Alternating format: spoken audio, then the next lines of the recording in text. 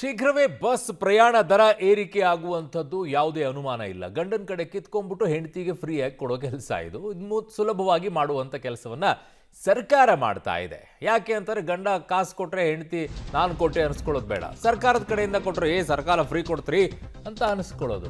ಎಂಥ ಪ್ಲ್ಯಾನ್ ನೋಡಿ, ಅದ್ಭುತವಾಗಿರೋ ಪ್ಲ್ಯಾನ್ ಇದು. ಬಸ್ ಟಿಕೆಟ್ ದರ ಏರಿಕೆಗೆ ಸರ್ಕಾರ ಪ್ರಸ್ತಾವನೆಯನ್ನು ಇಟ್ಟಿದೆ. BMTCಯಿಂದ ₹44 ದರ ಏರಿಕೆಗೆ ಪ್ರಸ್ತಾವನೆ ಅಂತೆ.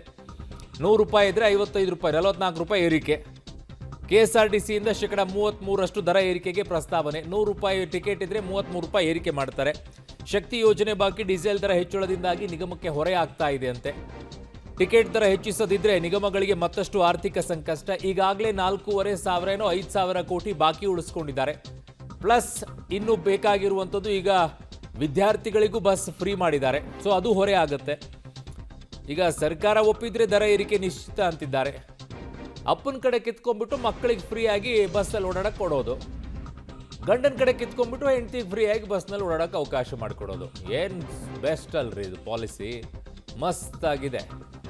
ಮನೆಯಲ್ಲಿ ಯಾರೂ ಕೊಡೋಂಗಿಲ್ಲ, ನೀವು ನಮಗೆ ಕೊಡಿ ನಾವು ಕೊಡ್ತೀವಿ ನಿಮ್ಮ ಮನೆಯವರಿಗೆ ಅನ್ನೋದು. Very good, very good, super. ಆದರೂ ಹೇಳೋದು, ನಾವು ಗ್ಯಾರಂಟಿ ಕೊಟ್ವಿ. ಮಹಿಳೆಯರ ಸಬಲೀಕರಣ, ಮನೆಯಲ್ಲಿರೋ ಗಂಡಂದರಿಗೆ ಸಬಲೀಕರಣ ಮಾಡೋಕ್ಕಾಗಲ್ವಾ ಹೆಣ್ಮಕ್ಳದ್ದು, ಅವ್ರ ಮನೆಯಲ್ಲಿರೋ ಹೆಣ್ಮಕ್ಳದ್ದು?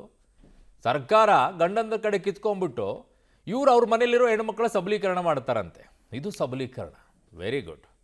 ನನ್ನ ಸಹೋದ್ಯೋಗಿ ಅರುಣಾ ಶಿರಗುಪ್ಪಿ ನನ್ನ ಸಂಪರ್ಕಕ್ಕೆ ಸಿಗ್ತಾ ಇದ್ದಾರೆ. ಅರುಣಾ, ಇದೊಂಥರ ಸ್ಕೀಮ್ ಚೆನ್ನಾಗಿದೆ ರೀ ಇದು. ನಾನು ಫ್ರೀ ಕೊಟ್ಟೆ ಅಂತ ಹೇಳೋದು, ಆದರೆ ಕಿತ್ಕೊಳ್ಳೋದೆಲ್ಲ ಮನೆಯಲ್ಲಿರೋ ಗಂಡಂದ್ರ ಕಡೆಯಿಂದನೇ. ಅಪ್ಪನ ಕಡೆ ಕಿತ್ಕೊಂಡ್ಬಿಟ್ಟು ಮಕ್ಕಳಿಗೆ ಫ್ರೀಯಾಗಿ ಬಸ್ಸಲ್ಲಿ ಓಡಾಡಕ್ಕೆ ಹೋದೋದು, ಗಂಡನ ಕಡೆ ಕಿತ್ಕೊಂಡ್ಬಿಟ್ಟು ಹೆಂಡತಿಗೆ ಫ್ರೀಯಲ್ಲಿ ಓಡಾಡೋದು, ನಾವು ಕೊಟ್ವಿ ಅಂತ ಹೇಳೋದು. ಬಹಳ ಚೆನ್ನಾಗಿದೆ ಸ್ಕೀಮು. ಎಷ್ಟು ದರ ಏರಿಕೆ ಆಗುತ್ತೆ, ಯಾವಾಗಿನಿಂದ ಆಗಬಹುದು ಅರುಣ? ಎಸ್ ಅರುಣ್, ಬಹುತೇಕ ಸಾರ್ವಜನಿಕ ಬಸ್ಗಳ ದರ ಏರಿಕೆಯನ್ನು ಫಿಕ್ಸ್ ಮಾಡಲಿಕ್ಕೆ ಸರ್ಕಾರ ಕೂಡ ನಿರ್ಧರಿಸಿದ ಹಾಗೆ ಕಾಣ್ತಾ ಇದೆ. ಯಾಕಂತಂದರೆ CM ಮಾತುಗಳನ್ನ ಕೇಳಿದಾಗ ನಮಗೆ ಆ ಥರ ಒಂದು ಕ್ಲಾರಿಫಿಕೇಶನ್ ಕೂಡ ಸಿಗ್ತಾ ಇದೆ. ಪ್ರಮುಖವಾಗಿ ಈಗಾಗಲೇ BMTCಯಿಂದ -44% ಇರ್ಬೋದು, KSRTCಯಿಂದ -33% ದರ ಏರಿಕೆಗೆ ಈಗಾಗಲೇ ಪ್ರಸ್ತಾವನೆಯನ್ನು CMಗೂ ಕೂಡ ಸಲ್ಲಿಸಿದ್ದಾರೆ. ಜೊತೆಗೆ ಗ್ಯಾರಂಟಿ ಅನುಷ್ಠಾನ ಪ್ರಾಧಿಕಾರಕ್ಕೂ ಕೂಡ ಈ ಒಂದು ಬಸ್ ದರ ಏರಿಕೆಯನ್ನು ಮಾಡಬೇಕು ಎನ್ನುವಂತಹ ಒಂದು ಬೇಡಿಕೆಯನ್ನು ಕೂಡ ಇಟ್ಟಿದೆ. ಪ್ರಮುಖವಾಗಿ ಈಗಾಗಲೇ 4 ಸಾರಿಗೆ ನಿಗಮಗಳು, KSRTC ಇರ್ಬೋದು, BMTC ಇರ್ಬೋದು, KKRTC ಇರ್ಬೋದು, NWKSRTC ಇರ್ಬೋದು, 4 ನಿಗಮಗಳು ಕೂಡ ಕಂಪ್ಲೀಟ್ ಆಗಿ ಮುಳುಗುವ ಹಡಗಿನಂತಾಗಿದ್ದಾವೆ. ಯಾಕಂತಂದರೆ ಮೇ 25ರವರೆಗೂ ಕೂಡ 10 ದಿನದಲ್ಲಿ 4 ಬಾರಿ ಡೀಸೆಲ್ ದರ ಏರಿಕೆ ಆಗಿದೆ. ಇದರಿಂದ 1 ಲೀಟರ್ಗೆ 7 ರೂಪಾಯಿಯಷ್ಟು ಕೂಡ ದರ ಏರಿಕೆ ಆಗಿದೆ. ಹೀಗಾಗಿ ಅಂದರೆ ಪ್ರತಿನಿತ್ಯ 13 ಲಕ್ಷದಷ್ಟು ನಮಗೆ ಡೀಸೆಲ್ ಕೂಡ 4 ನಿಗಮದ ಬಸ್ಗಳಿಗೂ ಕೂಡ ಬೇಕಾಗುತ್ತೆ. ಹೀಗಾಗಿ ಒಂದು ಕಡೆ ಡೀಸೆಲ್ ದರ ಏರಿಕೆಯಿಂದಾಗಿ ವರ್ಷಕ್ಕೆ 480 ಕೋಟಿಯಷ್ಟು ಲಾಸ್ ಕೂಡ ಆಗ್ತಾ ಇದೆ. ಮತ್ತೊಂದು ಕಡೆಗೆ ಈಗಾಗಲೇ ನೌಕರರಿಗೂ ಕೂಡ ಅವರ ಒಂದು 12.5% ವೇತನವನ್ನು ಕೂಡ ಈಗಾಗಲೇ ಸರ್ಕಾರ ಕೂಡ ಹೆಚ್ಚಿಸಿದೆ.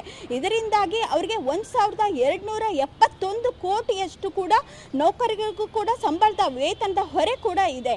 ಜೊತೆಗೆ ಬಸ್ನ ಬಿಡಿ ಭಾಗಗಳ ಪಾರ್ಟ್ಗಳು ಕೂಡ ದರ ಏರಿಕೆ ಆಗಿದ್ದಾವೆ. ಜೊತೆಗೆ ಶಕ್ತಿ ಯೋಜನೆಯಿಂದಾಗಿ ಪ್ರತಿನಿತ್ಯ ಅಂದರೆ ಲಕ್ಷಾಂತರ ಮಹಿಳೆಯರು ಕೂಡ ಓಡಾಡ್ತಾರೆ.